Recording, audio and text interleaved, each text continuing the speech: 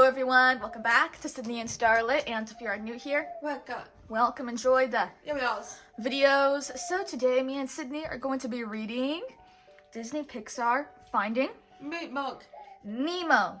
So let's begin.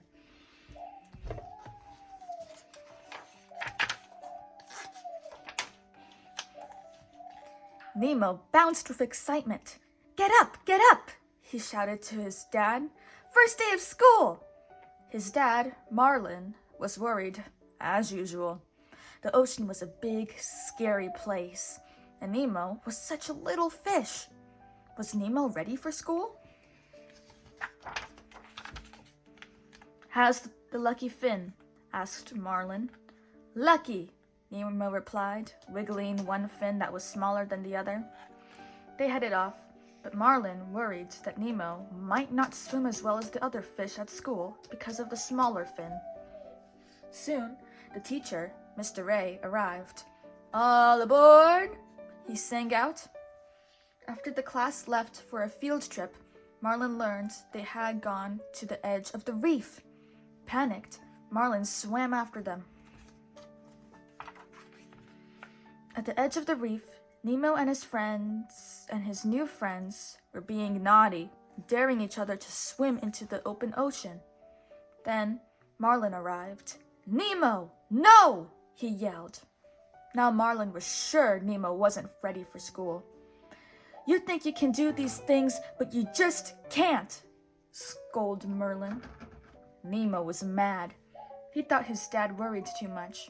So the little orange fish swam all the way up to a boat and touched it. Thwap! But Nemo was in more danger than he realized. A diver from the boat scooped him up and took him away. No! Nemo! Marlin screamed. The driver dropped his mask as the boat sped away in a blast of bubbles and disappeared. Help! Cried Marlin. Has anyone seen a boat? I've seen a boat, said a little blue fish. Hi, I'm Dory, she added. Dory tried to help, but there was one small problem. She forgot things almost instantly.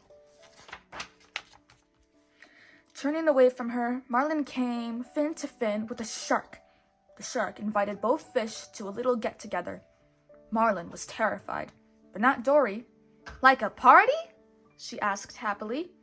Like a party, the shark agreed. Luckily, it was a party for sharks who were trying not to eat fish.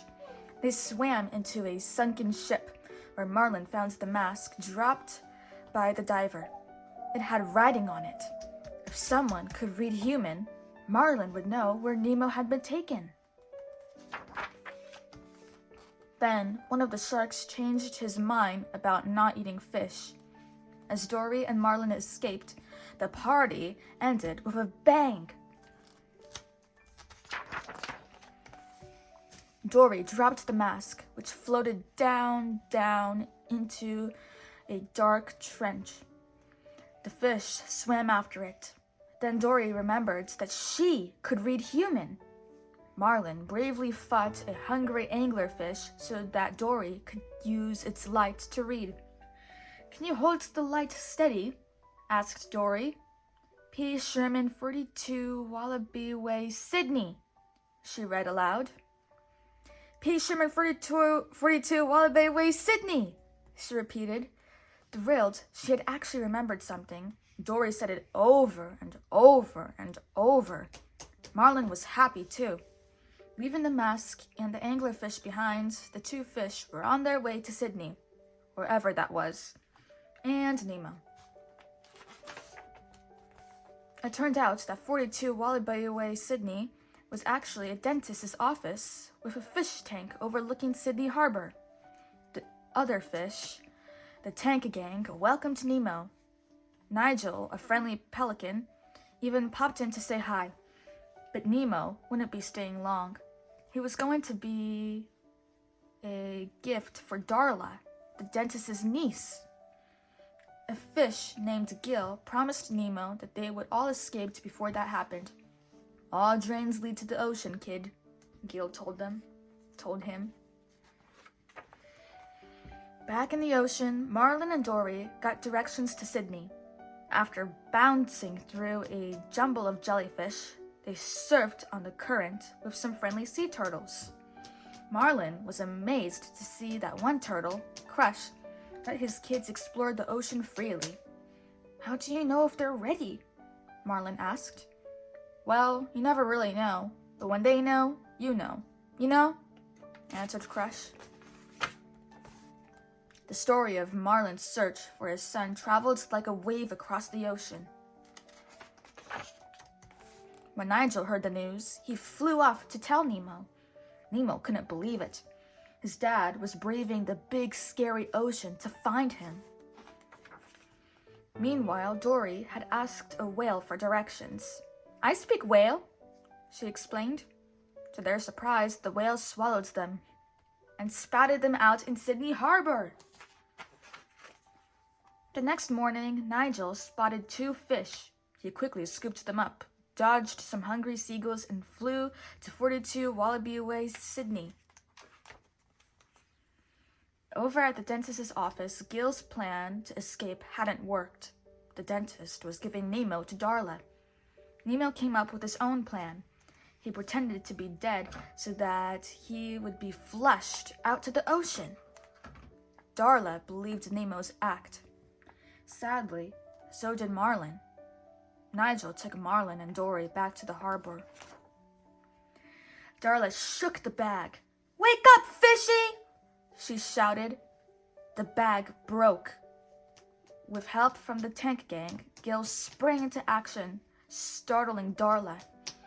Gil was put back in the tank, but Nemo slipped through Darla's fingers and made it to the drain. Meanwhile, a heartbroken Marlin swam off alone. He didn't know Nemo was really alive. But when Dory saw Nemo, she remembered Marlin's search for his son. After a few minutes, of course. Together, they finally found Marlin. The happy reunion was cut short when a huge fishing net swept up Dory. Nemo had an idea. He swam into the net, too. Get all the fish to swim down, he told his father. I can do this, added Nemo. You're right, Marlin said, knowing his son was ready. You heard my son. Swim down, he urged the other fish. Nemo's plan worked. The net broke and the fish were free. Soon, they were all back home in the reef. Once again, Nemo was going off to school. Love you, Dad, Nemo said. Love you too, son, Marlin answered. Now go have an adventure. The end. So that is it for today, everyone. Really hope you all enjoyed it, and I'll see you all next time. Bye-bye. Bye-bye. Pick out your favorite page.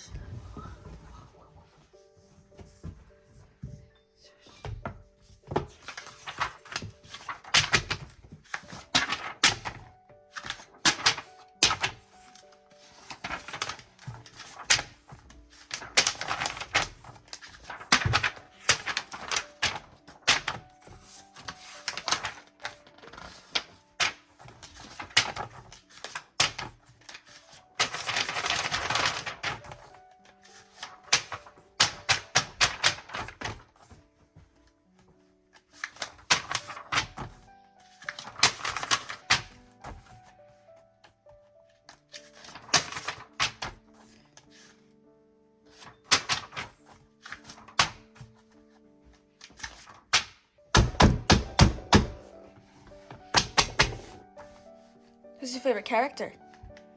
Dory. Dory. Bye-bye. Go week.